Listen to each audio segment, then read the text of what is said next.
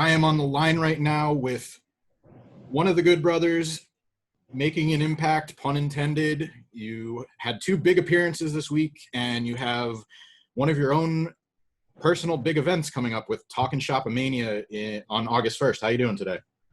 Great, man. Yeah, it's been a big week, and we're going to keep the momentum moving all the way through August 1st and beyond, I hope. So, yeah, good to be here.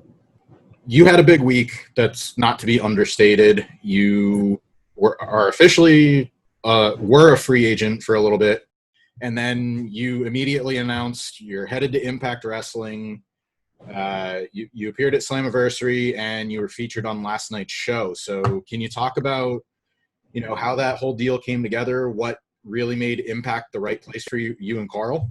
Yeah, we weren't free agents very long at all because Scott D'Amore and Impact Wrestling were aggressively recruiting us from about 15 minutes after it was made official that we were released. Scott and Carl and I have a long history together. He met Carl, 15 years ago when Carl was a student of Roger Ruffin's in Ohio. I had known of Scott, but not known him personally until my first tenure in TNA. And when I was leaving there, I had a one-year contract with a one-year option for more money. And they wanted to keep me and didn't want to raise the pay. And I thought I should, go and try to bet on myself. So Scott was working with Nick Aldis at the time on his contract. And Nick actually linked me together with Scott. And Scott was kind of the guy who, turned the wheels on getting me into New Japan. And once the bookers over there saw me, they saw the tape. They thought that Carl and I would be a good fit, and the rest is kind of history from there. But we've always been friendly with Scott ever since. And what made it so attractive was, as you saw last night on the Impact TV show, was their willingness to kind of co-promote our brand, because it's not just, the wrestling anymore for a lot of the talent out there on television and stuff like that. It's your own brand and the co-promotion, our Talking Shop podcast, and of course Talking Shop A-Mania, which will air live on pay-per-view and Fight TV August 1st, 9 p.m., $14.95, TVMA. Kids, get your parents' permission. But that was a very attractive thing, helping us, kind of co-promote the brand, and us wearing the Impact hat was kind of part of the deal. And that's what made it so attractive to us.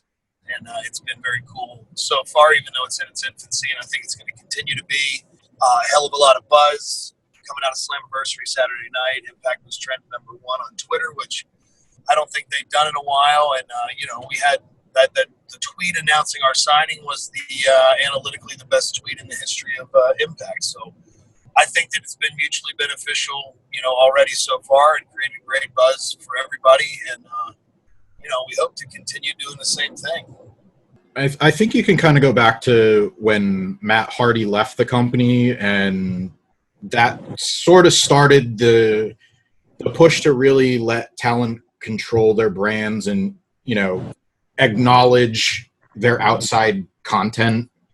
And I think that's a good thing for you guys, but you were there, and it was really like the GFW era of Impact, and a little bit with the, the Aces and Eights stuff. But what do you notice as like the big thing that's changed besides management since your first run and, this one right now? Well, I mean, I did a year from like the summer of 2012 to the summer of 2013 doing the Aces and Eights deal. And then when we were working with New Japan, there was a brief partnership with GFW. So we were, in between Japan trips, we were doing some GFW stuff, but not really any TNA or Impact stuff. So obviously, historically, you can tell it's no secret that I think the company kind of fell on some hard times. And I do credit, again, Scott D'Amore, Ed Nordum, Don Callis. I think when they came on board in 2017, it's been, 2.5 years now, but they kind of resurrected the brand. And it became something that even, I'm a wrestling fan, so, while working in WWE, I watched the other shows. I watched AEW, I watched Impact. and you could kind of see them making positive moves. And they had a hell of a talented roster before we all showed up the other night. And I think that the additions are all positive because you look at Heath Slater, you look at Brian Myers, um, EC3. These guys are coming in. Eric Young, who has a great tenured history with the Impact brand. But a lot of these guys weren't necessarily doing exactly what they wanted to be doing in WWE, and whether they were looked over or not used how they wanted to be used or properly or however you want to say it. It's a cool time and a cool opportunity for a lot of these people to step out. It was a little different for us because we had come off of the run with AJ, and we did WrestleMania and got fired 12 days later. But I think that what's been cool about it is like creatively going there. We had television segments and stuff like that, and nobody handed me a script. Nobody handed me lines. They said, hey, go out and tell them you're here and say what you guys would say. And to say that's a breath of fresh air is a complete understatement. To have some creative freedom, some creative liberty, and not just for us, but I think for all the talent on the roster, because that's a great way to get yourself over and express the character that you're going to portray or your real personality or a blend of both when you're allowed to, have some creative freedom. And if they trust you enough to go out and do that and it works, then, I think it's a great recipe. Your last match in WWE was March 30th, and I was really, really early on in the quarantine era, if you want to call it that. But can you talk about the differences in, general protocol with working the events at the PC compared to working in Nashville right now with Impact? Because you were home for a lot of this, and you worked in March, and it was people really didn't know what was going on, and now you have preventative measures. So can you talk about just the approach to putting on a show and what you're used to, and from your last match to what? I mean, it's different than it was when we had an audience. I think that we can touch on the protocols in a second, but I genuinely, for as exciting as I thought the Slammiversary was, there were a lot of those guys who deserved a genuine reaction from a crowd. Smart booking, putting the Motor City Machine Guns return in the first match, but what a reaction they would have had if there was a live audience. When you talk about the protocol, though, it's the masks, it's the social distancing, it's the temperature checks, it's where there used to be 30 of us sitting around shooting the shit and hanging out together. You can't do that. You have to social distance. You have to, even down to, putting gloves on to get your catering food or whatever it may be. Everybody's being careful. We went to AEW to shoot the BTE bit with the Bucks in the hotel. We didn't actually go to the show. But, we did the finger prick and had the COVID test there. And it's the same stuff. We shot Talking Shop Mania 2 weeks ago on my property in Georgia. And, my wife's an ER nurse who was on the front lines. And we made the decision to pull her back because, financially we're in a situation where we can do that. And she's working on her doctorate now, but she put scrubs on and gloves and a mask. And we had a COVID check at the end of my driveway because you have to do that. We had to social distance.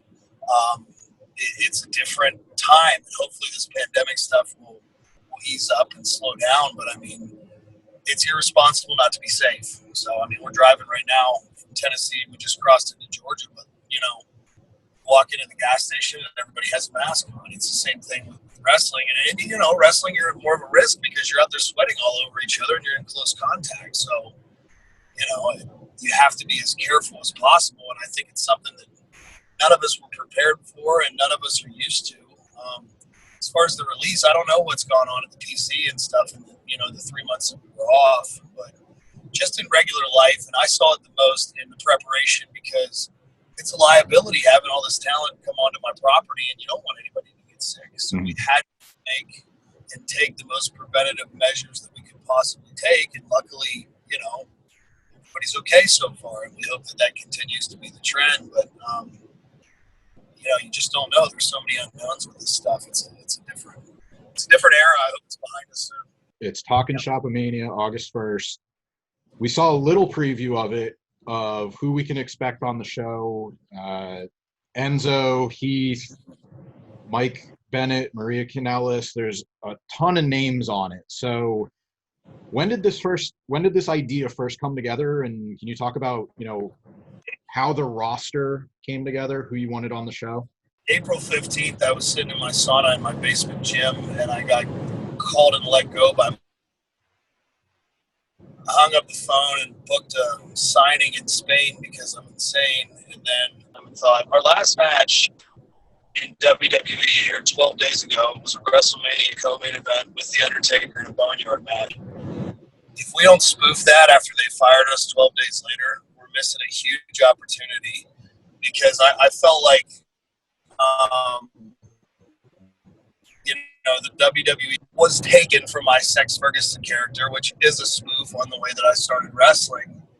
And if you can't have fun with the entertainment side of professional wrestling, then you don't have a good sense of humor, and you're a different kind of fan, in my opinion. So I said, let's take this thing, and it's not disrespectful. It's a big wink at everybody.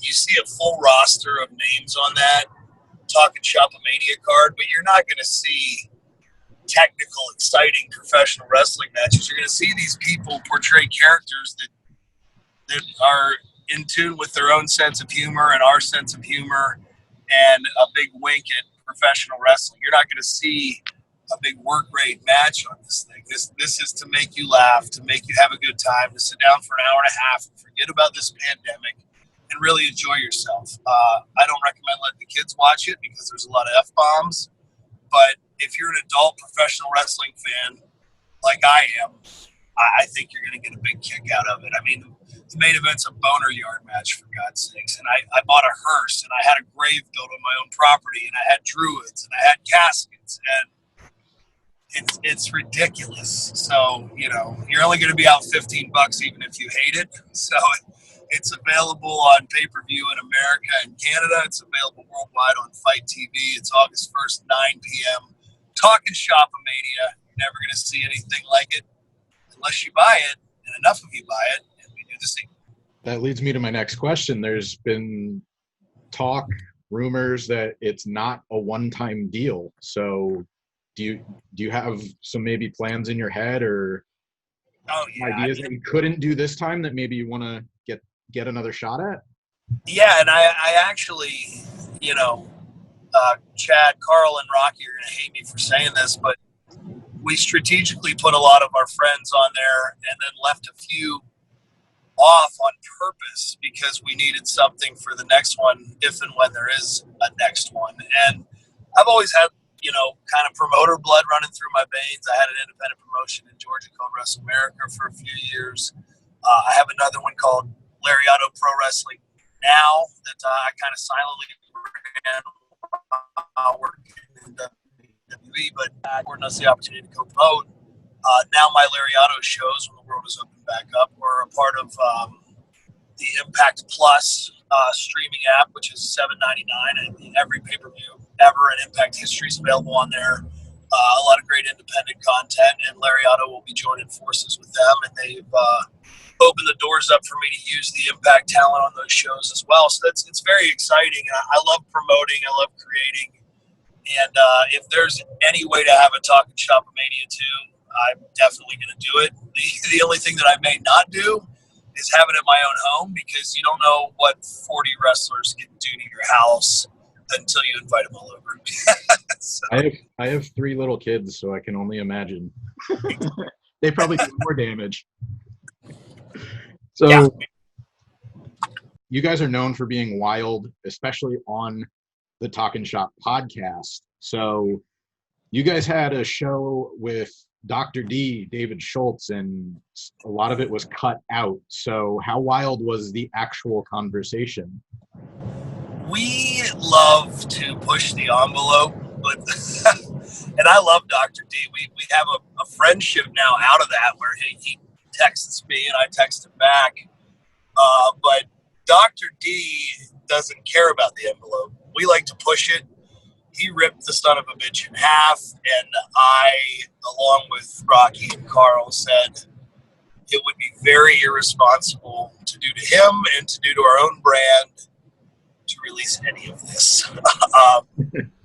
Stories about, the early 80s WWF, stories about overseas, stories about some of the things that he's done in his back, about as wild as you can imagine. And a guy like that who's no longer in the business but left a good imprint on it, he doesn't care who he offends or who he says things about. And I don't want to release something on one of our platforms that I can't fact check and know if it's true. So there were some there were some strong accusations about upper management in that time, which doesn't take a scientist to figure out, exactly who those people were. That I just thought we better not put this out. So I'll leave it at that. But it. If you love a good wrestling story like I do, it was damn interesting. On a lighter note, you guys had your big shoot interview. The countdown to Fucktown is over. A lot of things said in that, and you can go check it out on YouTube. You didn't like the name The OC because you thought, oh, people are going to remember the show. I'm a huge fan of that show. So I actually enjoyed that part. Did you ever watch the show? I never watched the show, but I don't know exactly what we said in the shoot portion of that interview, but I didn't take huge issue with it because I did kind of agree with Triple H. Like, I don't know how many modern fans, like you were a fan of the show, but I wasn't. I'm not familiar with it, and I didn't necessarily think that a huge portion of the audience was going to equate it to that, and I really don't think that they did. Like, I'd see it in my Twitter mentions and stuff once in a while, but it wasn't like they didn't chant about the show, when we were wrestling or anything. So, like, I didn't think it was a huge deal. I don't think Carl liked the name very much, but I mean, maybe I'm speaking for him on that. I don't know. It was what it was. I mean, the club wasn't the greatest name in the world either. So, I mean, hey, it's a name. It is what it is. I've had lots of names, and some of them were pretty bad. So, more to your point, Twitter is very much an echo chamber and a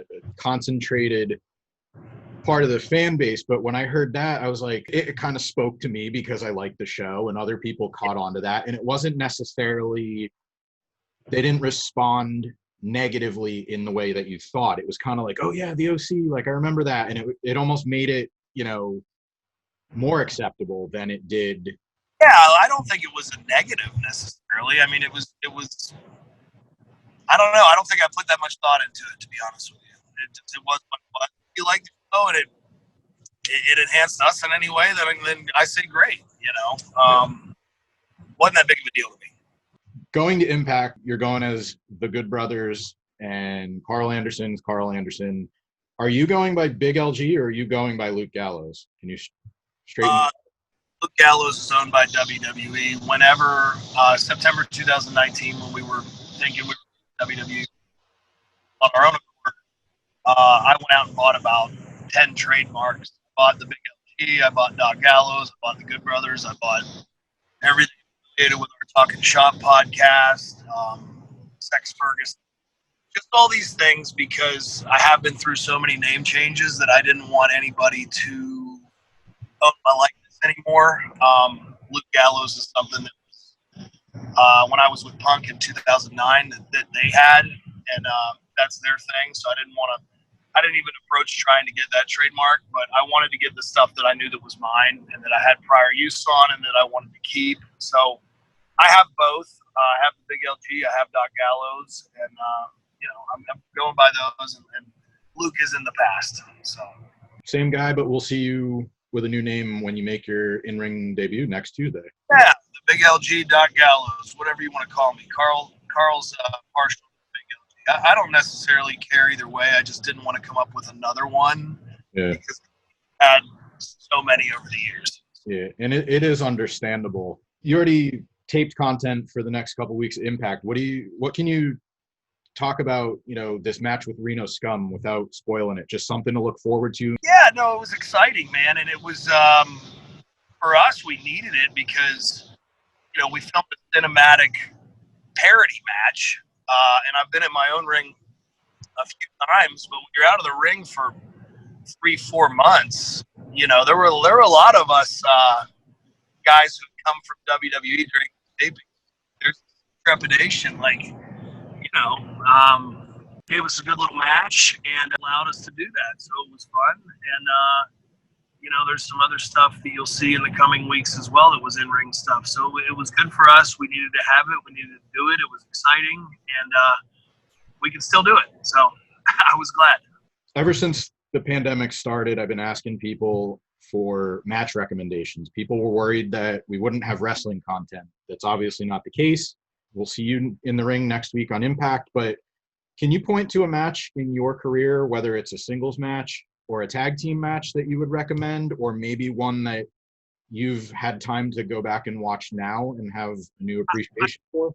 I saw a match recently that had aired on Access TV before New Japan was no longer part of it, and it was Carl and I versus Makabe and Tanahashi. And I didn't remember doing it because of that. I think that was the year where we did like 35 weeks in Japan. So we had a lot of matches that I thought were cool, but I didn't necessarily have like big memories of them because we were just on the road and wrestling and gone so much. And I sat back and watched it as a fan, and I really enjoyed it. There was a lot of fun stuff in there. They're both, obviously Tanahashi is one of the best to ever do it. Makabe is a big, hard-hitting guy, so I always like mixing it up with him because I think that we have a similar style. And I enjoyed it, man. I enjoyed the Japanese style, and that's another thing that's cool about Impact is we have the carve-out to work in New Japan when the world's opened up again. So I look forward to going there and working with those guys again, and then working with some of the younger talent over in New Japan who have stepped up in the 5 or 6 years since Carl and I have been gone. I think there's a lot of cool new stuff to create, so it's exciting. But yeah, that Makabe and Tanahashi match was a lot of fun to watch back. I'd never seen it before, so I enjoyed it. And if you're a fan of that style, check it out. I think you'll enjoy it too. Talking Shop A-Mania, August 1st, 9 p.m. on pay-per-view and Fight TV. Catch the Good Brothers every week on Impact Wrestling, Tuesday nights on Access. Big LG, Doc Gallows, thank you very much for your time. You nailed it. Thanks for having me, man. Enjoy your day.